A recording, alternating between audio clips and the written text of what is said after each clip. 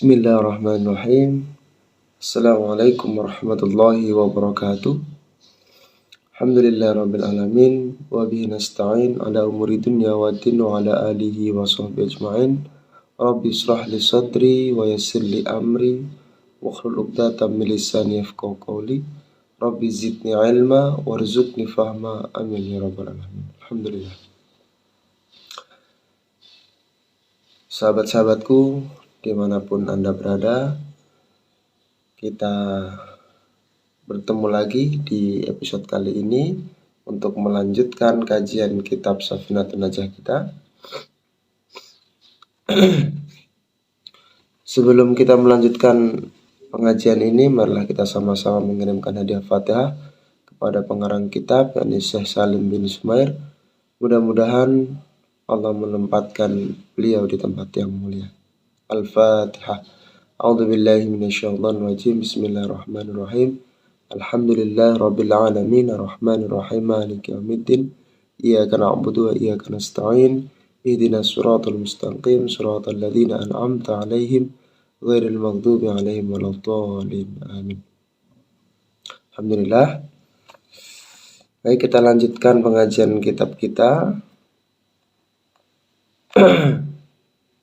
Kemarin kita sudah membahas tentang wajibnya mandi dan juga rukunnya mandi.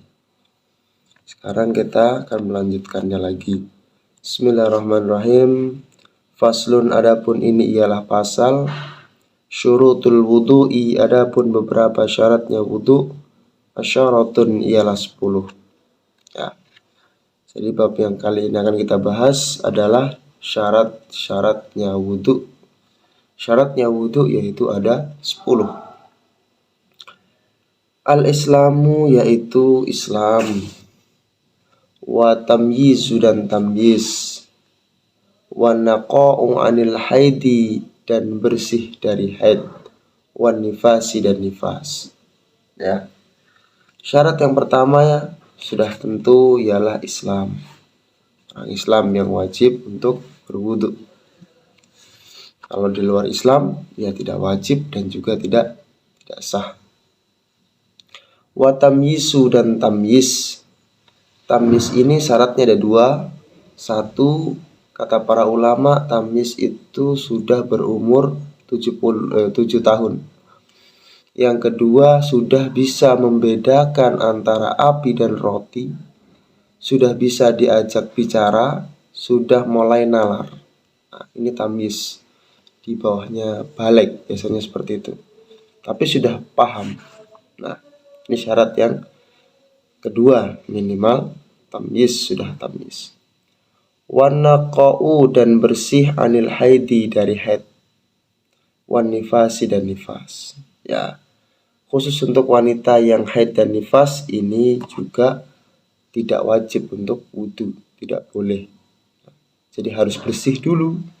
Sudah tidak ada darah, memastikan sudah tidak ada darah haid ataupun nifas, barusan boleh berwudu.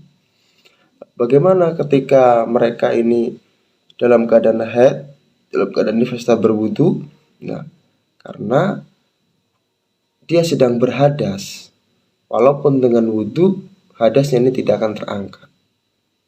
Nah, karena itu diharamkan, tidak boleh. Bukan hanya tidak boleh, tetapi diharamkan. Andaikan tetap memaksakan berwudu, orang yang haid dan nifas ini termasuk dengan niatan untuk mengangkat hadas, ini termasuk mempermainkan agama. Ini tidak boleh. Lanjut, wa amma dan dari sesuatu yamna'u yang menghalangi apama wusulal ma'i terhadap sampainya air ilal basyarati ke kulit. Nah, syarat yang kedua, tidak ada yang menghalangi, sesuatu yang menghalangi untuk sampainya air ke kulit. Misal, di tangan ada solasi atau double tip yang menempel, kemudian kita berwudu, maka wudu tidak sah karena ada sesuatu yang menghalangi air sampai ke kulit. Nah, atau kita memakai tatoan itu, tatoan yang tidak beneran yang tidak dipakai ini, ditempelkan saja. Nah, ini tidak sah. Sedikit masalah tato. Tato yang betulan, tato yang dimasukkan dalam kulit itu malah sah ketika untuk berwudu. Karena tidak menghalangi air sampai ke kulit. Tetapi pembuatannya tetap diharamkan. Terus bagaimana ketika sudah bertato, sudah terlanjur bertato, apakah harus dihilangkan? Nah, ini ada beberapa syarat yang harus dipenuhi ketika tato ini tidak dihilangkan. Nah, tato ini boleh tidak dihilangkan. Satu, ketika membuatnya dia belum balik. Mungkin masih kecil, sudah ditato, ini tidak wajib dihilangkan. Yang kedua adalah cara menghilangkannya seperti apa. Contoh, ada preman, tato semua ini seluruh badan. Kemudian dia bertaubat. Nah, ingin menghilangkan tato, caranya disetrika. Wah, nggak mungkin menyetrika seluruh badan. Ini juga tidak harus dihilangkan. Yang ketiga, dia tidak tahu hukumnya. Tato, kemudian dia ketika suatu saat dia ingin bertobat, kenapa ditato? Saya tidak tahu. Dulu saya ikut-ikutan. Dulu saya hanya ingin keren gitu aja. Tidak tahu hukumnya menato itu apa. Ini tidak wajib juga untuk dihilangkan. Yang keempat, ada manfaatnya. Tato itu ada manfaatnya. Contohnya seperti apa? Contohnya, seseorang alisnya ini cuman satu misalnya. Ini gundul, cacat, tidak ada alisnya. Kemudian dia mentato.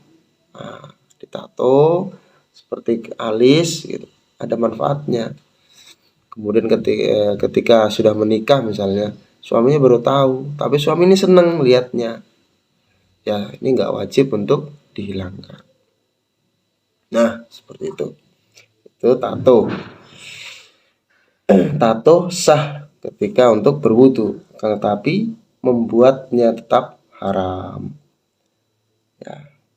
Jadi kalau kita sebelumnya berwudu, disunahkan membersihkan dulu, sebaiknya membersihkan dulu. Dilihat mungkin ada tempelan-tempelan apa, ada tepungnya, kanjinya, ada tempelan-tempelan apa di situ, dibersihkan dulu. Setelah itu baru kita melaksanakan wudu. Selanjutnya, wa alla yakuna, dan tidak ada alal udwin, ialah atas anggota apa sesuatu, yughayyiru, yang merubah apa al-ma'a, terhadap air. Yang selanjutnya adalah tidak terdapat sesuatu yang berada di anggota wudu yang dapat merubah air.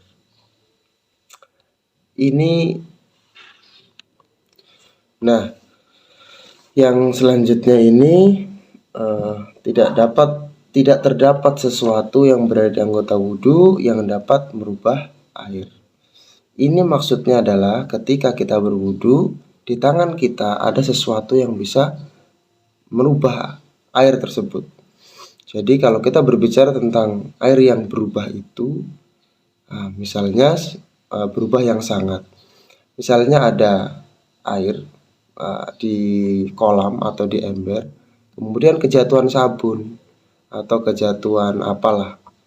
Kita tahu itu sabun. Nah, ukurannya bagaimana untuk mendeteksi bahwa air itu berubah? Panggil orang yang baru. Nah, air itu diambil, misalnya di kolam ya, diambil pakai ember, taruh di tempat yang lain, panggil orang baru yang tidak tahu. Nah, kemudian disuruh mencium air itu, melihat air itu, apakah air itu berubah atau tidak. Orang baru tersebut tidak tahu, oh ini warnanya kok berubah dari yang jernih jadi keputih-putihan, apakah ini susu? Tapi dia tidak tahu apakah ini apa, nggak tahu. Nah, ini berarti belum berubah yang sangat. Tapi ketika orang baru datang sudah tahu, dipanggil ini air apa, diambil airnya, dilihat, dicium, mungkin oh ini air sabun. Berarti ini sudah berubah yang sangat, air ini tidak bisa untuk mensucikan. Nah, itu yang dimaksud dengan air yang berubah. Begitu juga tadi, ketika di anggota badan kita ada sesuatu yang menempel, kemudian ketika kita basuhkan air itu ikut berubah. Ini tidak tidak sah. Wudunya tidak sah. Tetapi andai kan ada misalnya tinta, ada tepung di tangan kita, kita basuh hilang. Nah, airnya tidak berubah, ini tidak masalah. Tapi kalau yang kita basuh berubah airnya, ini yang tidak sah. Selanjutnya wal ilmu, dan mengetahui bi fardiyatihi, dengan kefarduannya wudu. Jadi mengetahui mana yang fardu, mana yang sunnah. Nah, ini juga penting bagi kita mengetahui, karena ini membahas karena ini berkaitan tentang sahnya, syarat sahnya wudu.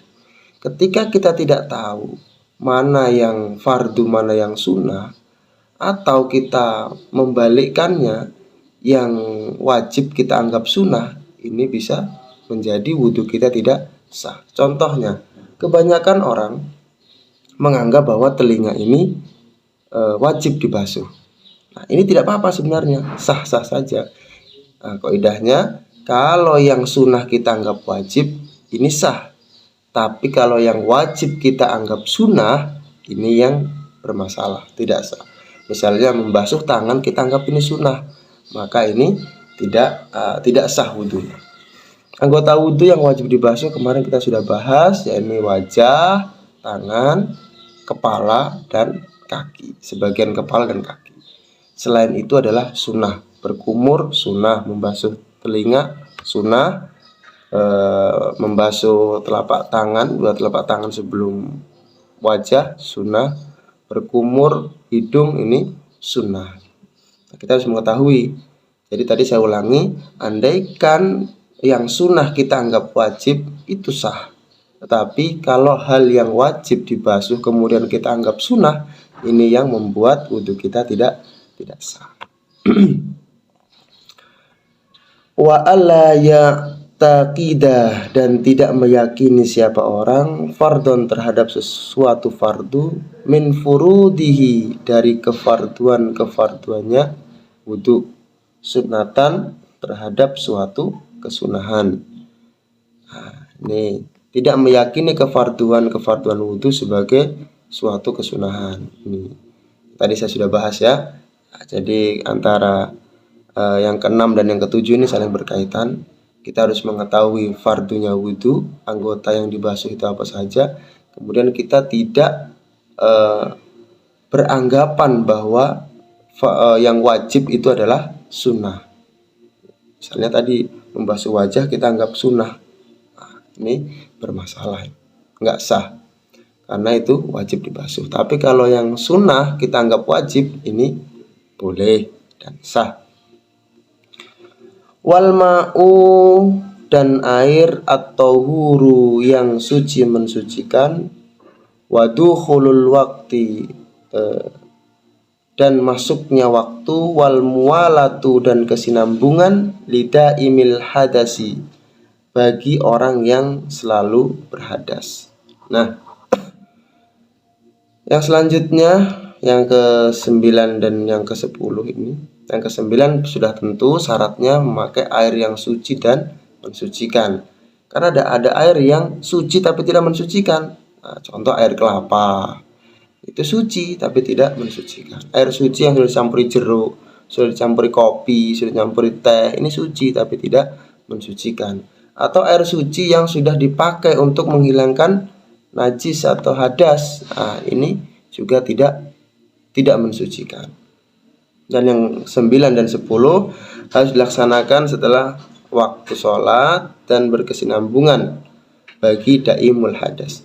Nah, maksudnya adalah ketika ada seseorang, baik laki-laki maupun wanita. Kalau laki-laki ini biasanya kena penyakit beser. Nah, kalau wanita biasanya istihadah. Beser dan istihadah ini beda-beda tipis, sama, ngerembes terus, keluar terus. Ini disebut daimul hadas, yang selalu berhadas. Nah, ini ketika berwudu sah, tak wudunya sah, tetapi harus ketika sudah masuk waktu sholat. Nah, misalnya sholat duhur atau sholat maghrib, maghrib jam setengah 7, wudhu dari jam 6. Nah, ini tidak sah. Harusnya wudhu ketika sudah masuk adzan, segera berwudhu sambil menunggu orang yang hendak jamaah. Ini sah. Tapi kalau masih lama masuk waktu sholatnya, ini tidak sah. Terus bagaimana ketika melaksanakan sholat? Ya seperti dibungkus biar najisnya tidak kemana-mana, rembesannya itu, atau pakai, sekarang mungkin bisa pakai pampers ya, untuk meredam najisnya biar tidak kemana-mana, seperti itu. Ini khusus bagi daimul hadas, orang yang kena penyakit beser. Kalau wanita ini yang terkena istihadah, penyakit istihadah, darah penyakit yang selalu merembes keluar terus. Nah, ini pengecualiannya. Baik, demikian bab ngaji kali ini. Mudah-mudahan bisa dipahami dan bermanfaat. Wallahu muwaffiq ila aqwamit thoriq. Wassalamualaikum warahmatullahi wabarakatuh.